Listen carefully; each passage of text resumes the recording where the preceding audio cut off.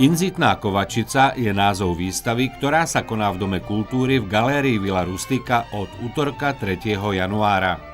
Svoje obrazy tu vystavujú slovenskí majstri z Vojvodinskej Padiny a z Kovačice, najväčšej srbskej obce osídlenej Slovákmi už od 18. storočia.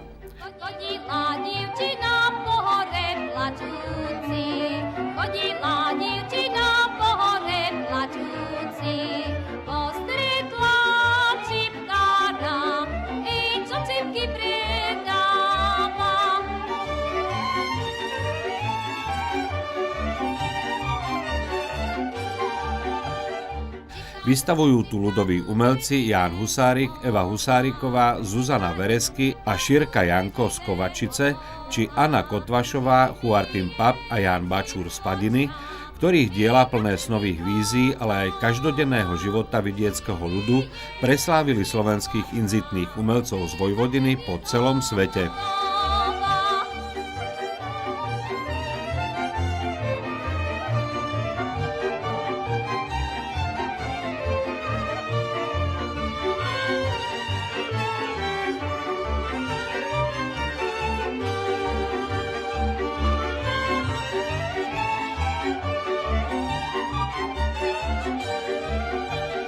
Výstava v galérii Villa Rustika je otvorená v stredu, v piatok a v sobotu od 17.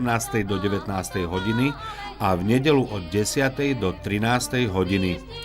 Diela slovenských inzitných majstrov si môžete pozrieť do 15. marca.